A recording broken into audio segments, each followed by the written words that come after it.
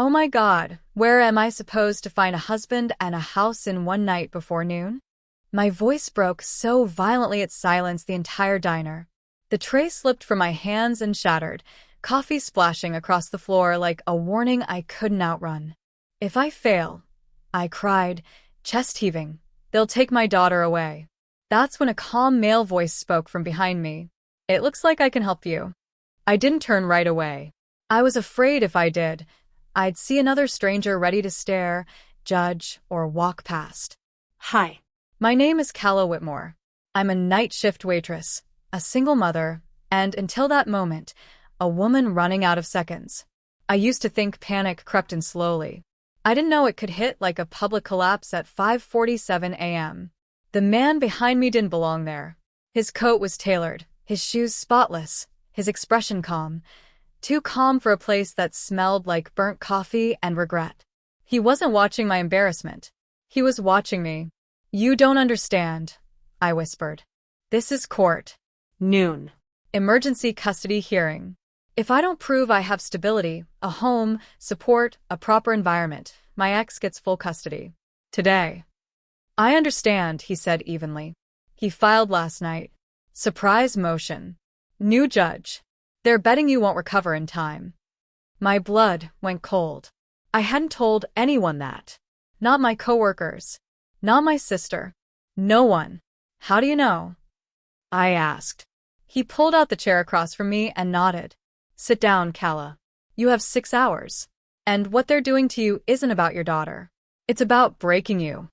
Outside, dawn bled into the windows. Inside, I sat across from a stranger who knew my nightmare in detail.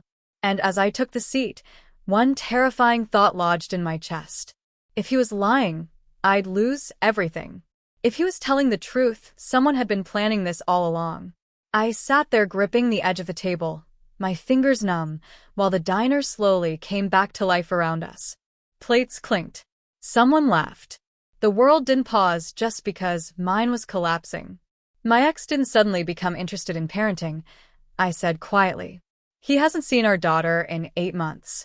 He sends money late, when he sends it at all. The man nodded like he already knew. Because this isn't about love. It's about leverage. I swallowed. Last week, my landlord sold the building.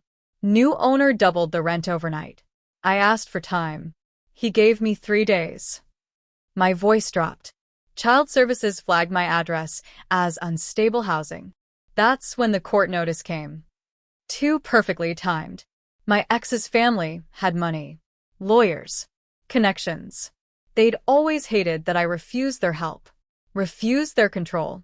They're stacking facts, the man said calmly. Not truths. Facts that look bad on paper. And you? I asked. What do you get out of helping me? For the first time, he hesitated.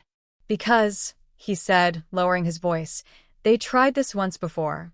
With another woman. And they won. My phone buzzed on the table. A notification from the court portal. Hearing time moved up. 11 a.m. I looked up at him. Panic flooding back. That gives me 5 hours. He met my eyes. Then we don't waste a single minute. And that's when I realized this was no longer just a custody fight.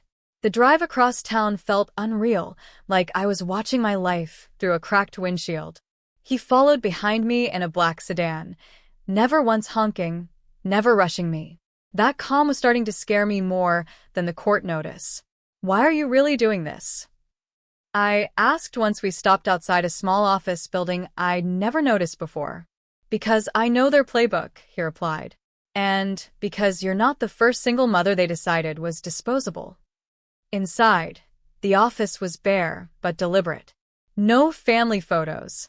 No clutter. Just files. Names. Dates. Patterns. My name was already on one of the folders. You pulled my records? I snapped. I verified them, he corrected. There's a difference. He showed me timelines, rent hike, custody filing, welfare check. All triggered within 72 hours. Legal on their own. Devastating together. This isn't custody, he said. It's pressure. They want you to beg. My phone rang. My ex. I didn't answer. A text followed. You don't have a place. Be reasonable. Signed, temporary custody. We'll revisit later. My hands shook. They're not bluffing, I whispered. No, he said. They're counting on you folding. I looked at the folder again. At my name. At how neatly my life had been reduced to bullet points. What happens if I don't? I asked. He finally smiled, but it wasn't kind. Then, he said, we make today very uncomfortable for them. The courtroom smelled like old paper and cheap coffee, and every step I took toward the bench felt like walking into a trap that had already been set. My ex sat there in a press suit, his parents on either side of him, faces calm, confident. They didn't look at me. They didn't need to. When my name was called, his lawyer stood first. Your Honor, she began smoothly, this is a matter of child welfare. Ms. Whitmore currently lacks stable housing and a two-parent household. We are requesting temporary full custody in the child's best interest. Temporary. The word landed like a lie wrapped in silk. The judge turned to me. Ms. Whitmore, do you have representation? Before I could answer, the man beside me stood. Yes, Your Honor. She does. Every head turned. My ex's confidence cracked for the first time. His mother's smile froze. The lawyer continued, laying out my rent notice, my work schedule, my income, each detail presented like evidence of failure. I felt stripped. Exposed. Reduced to a problem. Then my attorney spoke. These filings were strategically timed, he said calmly. Manufactured instability is not parental concern, it's coercion. He submitted documents. Time-stamped emails. A pattern of prior cases. The judge frowned. My ex shifted in his seat. But then his lawyer stood again, sharper this time. Even so, Ms. Whitmore still lacks housing today. The judge looked at me. Ms. Whitmore, where will you be living as of tonight? My throat tightened. I had no answer. The room went silent. And that's when the man beside me leaned in and whispered. Now. I stood up before my fear could stop me. Your Honor, I said, my voice steadier than I felt, I will be moving into my new residence tonight. My ex laughed under his breath. His mother actually shook her head. The judge raised an eyebrow. You have documentation? The man beside me slid a folder forward. Inside was a signed lease. Not temporary. Not borrowed. A full year. Dated that morning. The courtroom shifted. This residence meets all child safety requirements, my attorney added. And Ms. Whitmore will not be living alone. My ex's lawyer snapped. With respect, that's irrelevant unless there's a stable household, the judge finished. Which appears to be satisfied. My ex turned toward me, whispering, What did you do? I didn't answer. Because for the first time in months, I wasn't reacting. I was choosing. The judge leaned back. Temporary custody is denied. We will revisit after a full investigation. Denied. My knees almost gave out. As we exited the courtroom, my ex's mother hissed, This isn't over. The man beside me adjusted his cufflinks calmly. No, he said. Now it begins. And in that moment, I understood something terrifying and powerful. He hadn't saved me out of kindness. We didn't celebrate. Not even in the elevator. Instead, he drove straight to his office.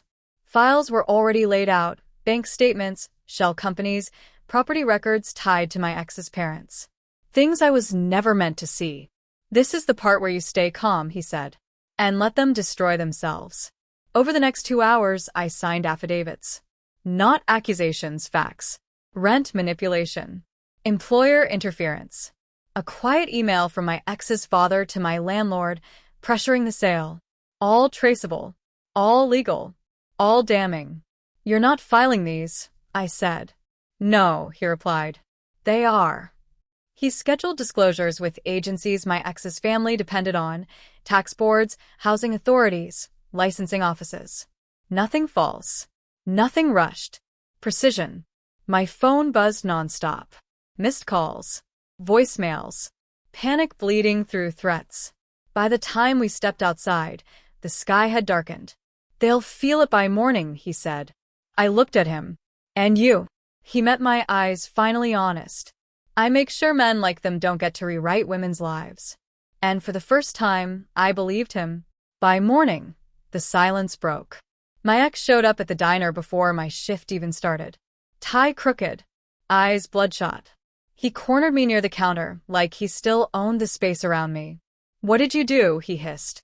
"My father's accounts are frozen. The landlord won't return calls. Our attorney dropped us."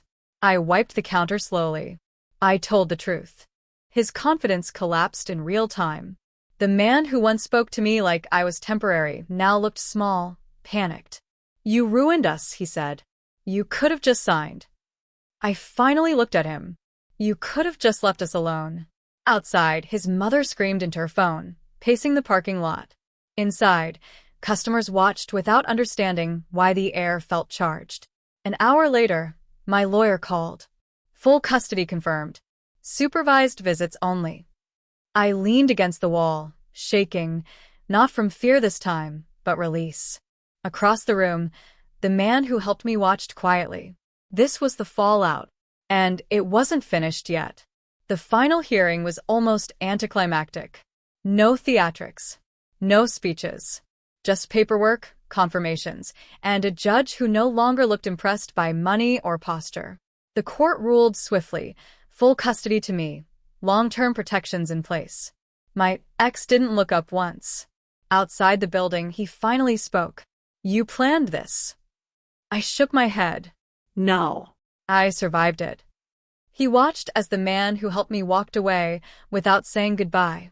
No handshake, no promise, just purpose completed. Weeks later, I moved into my apartment, our apartment. My daughter chose the paint color. She laughed again, slept through the night. I still work at the diner, not because I have to, but because I choose stability on my own terms now. Sometimes power looks loud. Sometimes it looks like a woman quietly keeping her child. And every time I lock our front door, I remember the truth they never understood. You can corner a woman, but if she stays standing, you've already lost.